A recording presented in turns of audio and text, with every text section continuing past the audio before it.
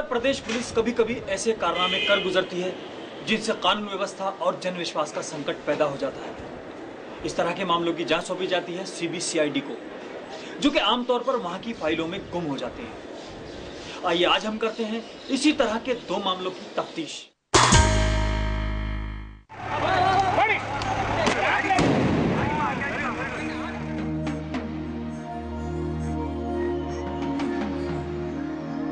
अक्टूबर 2001 मुजफ्फरनगर का मोहल्ला प्रेमपुरी। व्यापारी राजीव बालियान अपने गोदाम से दुकान पर जा रहे थे। तभी दुकान के बाहर पुलिस की जीप रुकती है और पुलिस वाले राजीव को उठा ले जाते हैं। कुछ दूर ले जाकर राजीव को गोलियों से भून दिया गया। इसी दरमियान घटना से बेखबर एक स्थानीय निवासी कमल जैन अपने बेटे अमित जैन के साथ वहां आ पहुंचे। पुलिस ने गोलियों से इस बाप बेटे को भी हमेशा के लिए खामोश कर दिया ताकि घटना का कोई चश्मदीद गवाह न बन सके। आसपास के लोगों ने जैसे तैसे घरों में घुसकर अपनी जान बचाई। जैसा कि अक्सर होता है, पुलिस के इस कारनामे का नाम दिया गया मुठभेड़। जुल्म के इस नंगे नाच पर शहर में मानो आग लग गई। प्रशासन ने गलती भांपते हुए आनन फानन तबादलों, निलंबनों, मुआवजे और गिरफ्तारियों से हालात को काबू में करने की कोशिश की। पूरा मामला सीबीसीआईडी को सौंप दिया गया और वादा किया गया कि 3 महीने में जांच रिपोर्ट आ जाएगी। मगर 2 साल बीत चुके हैं और इंसाफ नहीं मिला। अब तो आरोपी पुलिसकर्मी भी बहाल हो चुके हैं।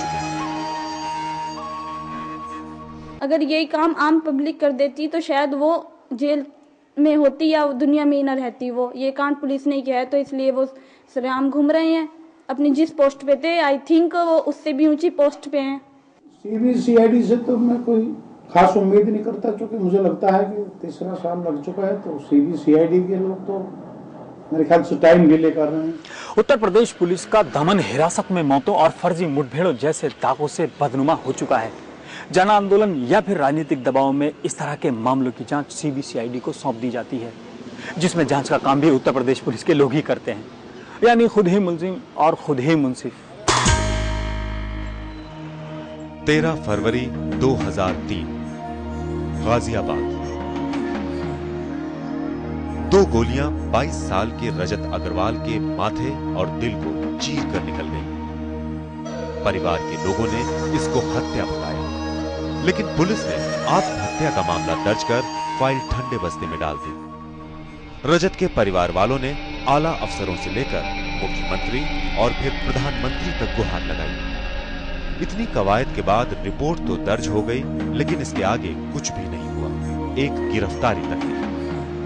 इकलौते बेटे की मौत से दुखी इस परिवार के गले पुलिस की ये थियरी नहीं उतर पा रही है, जिसमें हत्या को आत्महत्या साबित कर दिया गया। कोई भी साफ बता सकता है कि ये मर्डर केस है, लेकिन पुलिस इसे आत्महत्या करार देने में ही लगी हुई है, बिना किसी लीगल मेडिकल रिपोर्ट के, बिना किसी फैक्ट के। बस उन्होंने तो अपना एक ठान लिया कि हमें इसे आत्महत्या कहना है, तो आत्महत्या ही कहने पर तुली हुई है। फोरेंसिक एक्सपर्ट्स की राय में दिल या दिमाग में लगने वाली एक ही गोली मौत की नींद सुलाने के लिए काफी है।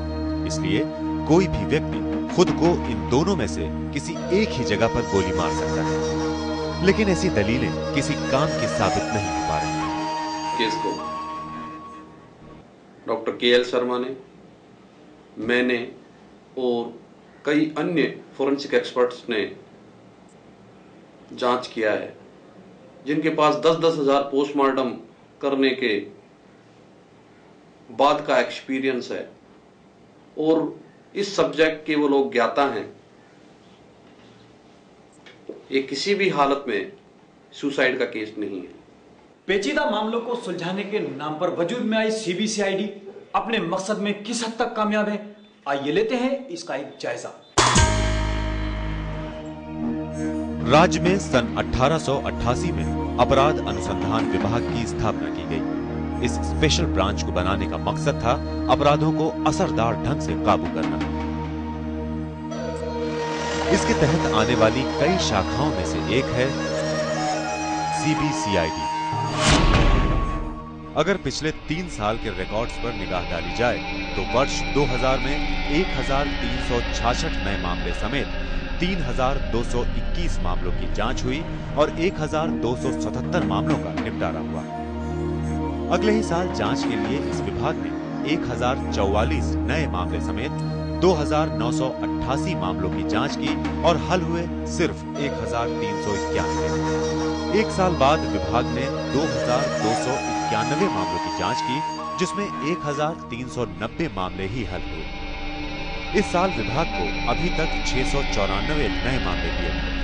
खास बात यह है कि अब तक इस विभाग के पास 900 से भी ज्यादा ऐसे मामले लंबित हैं जो कि कई साल से जांच के इंतजार में हैं। उलझे हुए अपराधों और पुलिस के खिलाफ शिकायतों की जांच करने वाली एजेंसी CBCID आजकल खुद भी जांच का विषय बन गई है। विभाग का रोना है कि उसके पास पूरे संसाधन नहीं है। पिछले 30 वर्षों से इस विभाग में कोई स्टाफ की एडिशन नहीं हुई, लेकिन सोसाइटी की तो कॉम्प्लिकेशंस बढ़ गई। तो जितनी सोसाइटी में कॉम्प्लिकेशन बढ़ी है उतनी केसेस में कॉम्प्लिकेशन बढ़ गई। पुलिस जुल्म की जांच खुद पुलिस कर रही है, लेकिन CBCID का कहना है कि इससे कोई फर्क नहीं पड़ता।